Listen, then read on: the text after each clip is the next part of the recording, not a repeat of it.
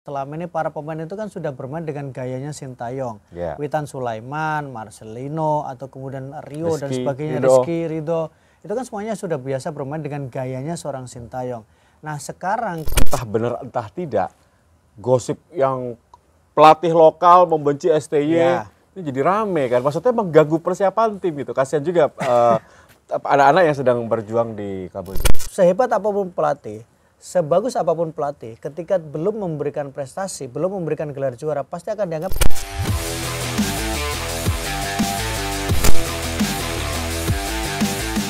Ya, kembali di Tes Flu TV, di atas kertas, bagaimana perjalanan Indonesia di SEA Games baru dilalui dengan sangat baik. Meskipun pro dan kontra, katanya bagus, katanya enggak. Nah, kita coba tanya kepada Bung Maruf. Assalamualaikum Bung Maruf. Waalaikumsalam Bung Tio. Sehat ya Bung Maruf ya? Alhamdulillah Bung Tio. Ya. Senang nggak ini Indonesia menang 3-0?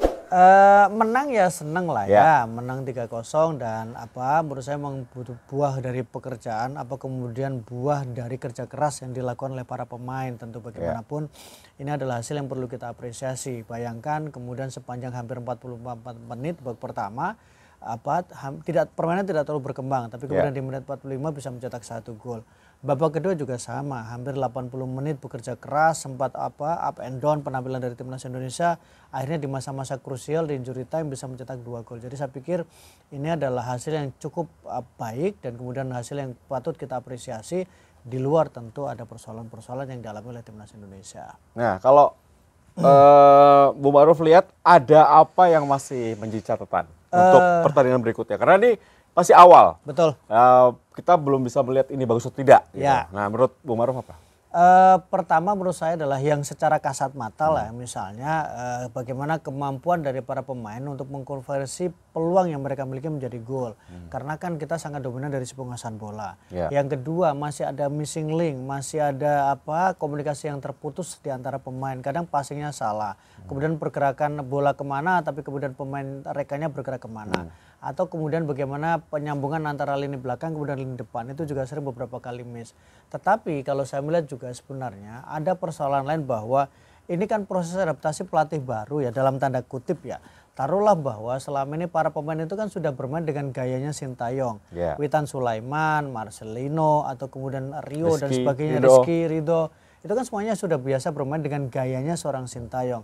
Nah sekarang ketika bermain dengan dalam tanda kutip pelatih baru, tentu kan akan ada penekanan yang berbeda, ada sistem yang berbeda. Nah menurut saya itu juga mungkin yang membuat para pemain masih ada agak kagok, mau kemana sih, mau seperti apa sih mainnya, dan kemudian imbasnya adalah sangat tidak nyaman dari sisi permainan untuk timnas Indonesia. Apa strateginya tidak nyaman, ataukah lebih bagus Sintayong atau seperti apa menurut Anda? Kalau Sintayong kan dia punya waktu ya, jadi waktunya bagaimana persiapannya kan sudah cukup lama. Dia juga punya kesempatan untuk memilih pemain-pemain yang memang sangat diharapkan. Sementara kalau kita bandingkan dengan apa yang dilakukan oleh Coach Indra, bagaimana kemudian dia membangun tim itu kan dari mulai awal seleksi, mengumpulkan sekian puluh pemain dari Liga 3, Liga 2, kemudian Liga 1. Disaring lagi, dipilih beberapa pemain, kemudian muncullah keluar beberapa nama. Sebelum akhirnya memang ada confirm pemain-pemain yang dibawa ke ajang SEA Games. Tapi kan sebelum berangkat ke SEA Games kan juga pemainnya kekuatannya tidak penuh juga. Witan kan baru bergabung, atau kemudian Marcelino juga baru bergabung, Arhan juga baru bergabung. Ditambah lagi ketika melakukan pemusatan latihan, sistemnya kan on off. Masih ada pemain yang kemudian bisa dipanggil untuk timnas untuk kemudian bermain di liga dan kemudian baru balik ke timnas. Jadi memang ada beberapa kendala yang dialami oleh pelatih Coach Indra Safri untuk bagaimana menyatukan tim ini. Ya, meskipun semua pengamat mengatakan udah jangan serang dulu karena nanti lawannya sesungguhnya adalah di partai semifinal. Betul. Nah, apakah tim ini siap untuk menghadapi Thailand, Vietnam atau Malaysia? Memang kita tidak terlalu fair kalau hanya menilai dari satu pertandingan ya, dan itu pun pertandingan pembuka. Siapapun akan mahfun bahwa kalau pertandingan pembuka nuansanya berbeda. Sulit. Filipina kan juga tidak semudah yang dibayangkan juga. Artinya bahwa tim ini kan juga punya potensi dan bermain mereka juga cukup bagus, terutama bagaimana cara mereka bertahan dan bagaimana cara transisi mereka ketika mereka kehilangan bola. Jadi kita juga tidak bisa mengabaikan bahwa gaya main dari Filipina juga menjadi pengaruh. Nah, tinggal bagaimana step kedua adalah nanti pertandingan menghadapi Myanmar, kemudian pertandingan menghadapi tuan rumah Kamboja, kemudian Timor Leste. Menurut saya itu tiga ini yang akan menguji apakah memang permainan di pertandingan awal menghadapi Filipina itu memang sebegitu mainnya, atau sebenarnya itu karena starting awalnya tapi nanti bagus lawan Myanmar, lawan bagus menghadapi Kamboja, terutama menghadapi Timor Leste, baru bisa kita mengukur apakah tim ini cukup kompetitif ketika bertemu dengan Thailand, ketika bertemu dengan Vietnam, atau mungkin bertemu dengan tim seperti Malaysia. Jangan diabaikan juga ada Singapura. Ya, ini menarik kalau melihat kita punya pengalaman beberapa kali ya. Ya. Dulu Evan Dimas cedera, kita Betul. kalah. Nah sekarang Marcelino, ini Ya. seperti Intan Permata. Ya betul. Jangan sampai dia cedera. Ya. Nah, ketergantungan akan Marcelino seperti apa, Bu? Apakah ini menjadi kelemahan kita sebetulnya?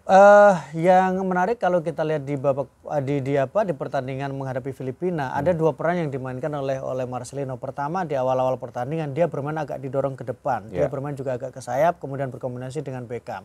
Tapi setelah sempat buntu, kemudian dia ditarik agak ke belakang. Dia ditempatkan sebagai pemain yang kemudian menjadi playmaker. Dia mengambil bola, menerima bola dari belakang, kemudian dia yang mendistribusikan bola. Nah, itu yang menurut saya menjadi salah satu indikasi bahwa peran Marcelino juga memang sangat signifikan. Ditambah lagi dia adalah pemain muda yang kemudian paling mendapatkan kepercayaan, bahkan oleh seorang Sintayong pun sudah memberikan kepercayaan dia untuk bermain di level timnas senior. Tinggal memang bagaimana kemampuan atau kemudian strategi dari Indra Safri atau pelatih Coach Indra untuk supaya Marcelino juga tidak kemudian diforsir terus, karena kan perjalanan dia juga cukup jauh. Khawatirnya ketika nanti terlalu diforsir, imbasnya dia bisa mengalami cedera. Ya, ini sedikit keluar dari pertandingan. Ya. Entah benar entah tidak, gosip yang pelatih lokal membenci STY ini jadi rame kan. Maksudnya mengganggu persiapan tim gitu. Kasihan juga anak-anak yang sedang berjuang di Kamboja. Sebenarnya mungkin bahasanya gini, mungkin ketika timnya baru, misalnya timnya Sintayong baru tidak bermain maksimal, mungkin ada obrolan, dan memang mungkin ada beberapa pelatih yang mereka pasti punya grup, kayak kita pun punya grup lah ya, kadang gibah ke sana kemari juga. Jadi gitu jadi kan sebenarnya itu obrolan yang wajar, cuman mungkin karena dikemas dalam sebuah acara sehingga saya bahwa ini sepertinya ada grup pelatih yang anti STY atau kemudian grup yang 100% lokal. Ya kan kalau STY masuk juga nggak akan paham juga bahasanya juga. Iya. Jadi menurut saya juga wajar lah pelatih sekelas STY yang diharapkan kemudian bisa menghadirkan prestasi untuk timnas Indonesia. Ekspektasinya kan tinggi, reputasinya STY kan bagus. Tapi kan kemudian sejauh ini memang STY belum memberikan hasil dari sisi prestasi. Paling mudah untuk mengukur sepak bola kan prestasi. Kita fair saja lah. Sehebat apapun pelatih, sebagus apapun pelatih, ketika belum memberikan prestasi, belum memberikan gelar juara, pasti akan dianggap tidak ada yang lengkap. Jangankan STY, Guardiola itu kan sudah memberikan gelar juara juga ke Manchester City, sudah memberikan semua gelar di liga, di kompetisi domestiknya Liga Inggris. Tapi ketika belum memberikan gelar Liga Champions, ya tetap aja dianggap masih ada yang kurang. Sama, STY sudah bagaimana kemampuan STY untuk bisa mengorbitkan pemain muda, memberikan kepercayaan pemain muda, FIFA, meningkatkan peringkat FIFA, kemudian juga bermain bermain dengan sangat enak sekali.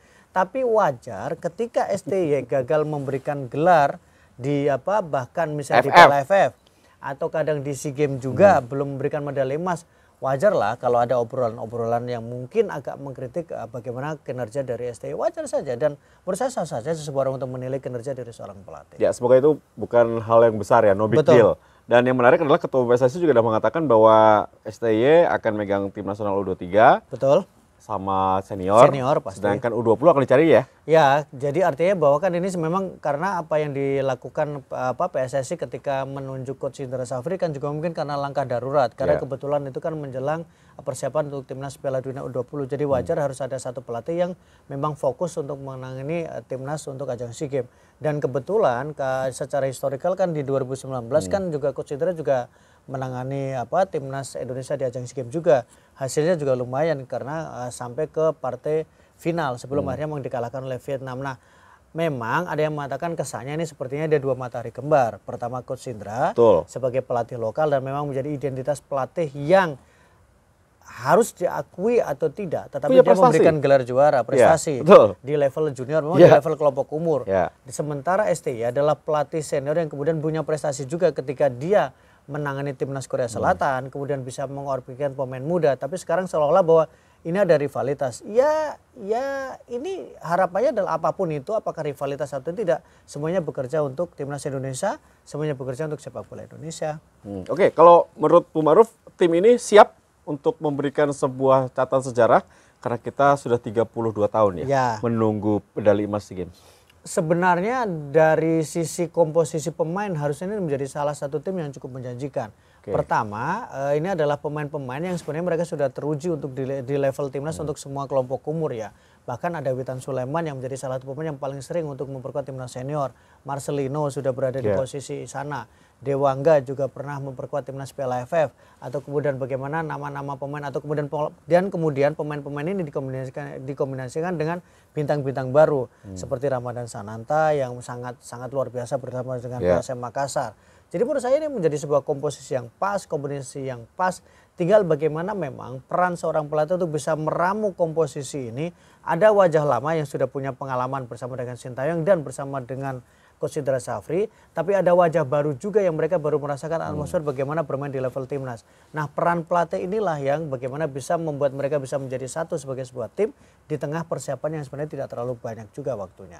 Jadi Bu Maruf pribadi sebagai komentator masih sangat yakin ya bisa meraih medali emas. Sepak bola sebelum berhenti kan masih sangat yakin. Kita belajar saja tadi kasus. Ini mau politik atau pengamat sepak bola sih? Ini kan tadi kita belajar dari kasus. AS Roma di masa injury time tiba-tiba ada kebobolan juga kan. Injury time tambah lagi 9 menit. Jadi sepak bola itu sebelum pertandingan berhenti atau sebelum kita dipastikan tersingkir, maka peluang itu masih ada. Kalau tidak ya buat apa persiapan latihan lama-lama, kemudian harus berjauh-jauh berangkat ke Kamboja dan kemudian menjalani pertandingan demi pertandingan kalau kita tidak yakin.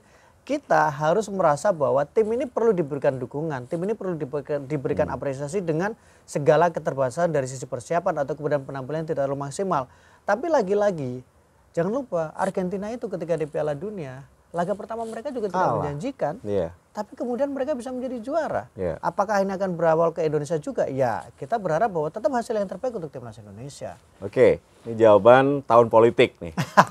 Oke, terakhir Bu Maruf, setujukah Bu Maruf? Ini pertanyaan yang mengganggu saya juga. Apakah setuju kalau sebetulnya STY pegang tim senior saja, kelompok umurnya biar lokal? Karena memang kita sudah punya banyak pelatih yang dalam tanda kutip sekolahnya tinggi-tinggi, tapi tidak digunakan gitu. Implementasi tidak ada di lapangan. Menurut saya dengan jadwal timnas senior kita yang tidak terlalu padat, mungkin dia STY juga nggak apa-apa diberikan kepercayaan untuk timnas U23 juga. Toh memang materi pemainnya kan tidak terlalu berbeda jauh antara senior dengan timnas U23. Jadi saya pikir tidak apa-apa sekalian ketika ada agenda yang misalnya berdekatan ya tentu tinggal diatur bagaimana caranya supaya tidak kemudian bentrok antara timnas senior dengan timnas U23. Dan menurut saya Sintayong punya kapasitas untuk itu kok, dan ketika Sintayong berani menerima berarti dia sudah menghitung kalkulasinya. Berarti apa yang dilakukan oleh Pak Erick Thohir sudah tepat ya? Mencari pelatih U20, menunjuk Bima Sakti sebagai pelatih U16. Iya, dan menurut saya juga memang pelatih lokal juga perlu diberikan kesempatan. Tapi kita harus melihat bahwa kalau bicara level senior kan sudah tuntutannya lebih tinggi. Bicara level U23 itu kan sudah mendekati level tuntutan tinggi karena mereka sudah masa transisi untuk masa ke profesional. Kalau di level mungkin di kelompok umur yang lainnya bisa dipercayakan kepada pelatih lokal. Suka tidak suka, kita harus mengatakan bahwa kadang pemain kita lebih memberikan respek kepada pelatih luar negeri dibandingkan dengan pelatih lokal. Termasuk pengamat bola dan termasuk pecinta sepak bola. Oke, terima kasih Bu Maruf. Sama-sama Bung Tio. Sehat selalu kita. Terima kasih. Nanti ketemu lagi di konten-konten berikutnya. Terima kasih guys sudah menyaksikan Sport TV. Semoga analisa atau pendapat dari Bu Maruf bisa membuka sebuah keraguan yang mungkin masih ada dalam diri teman-teman semuanya. Terima kasih, sampai jumpa.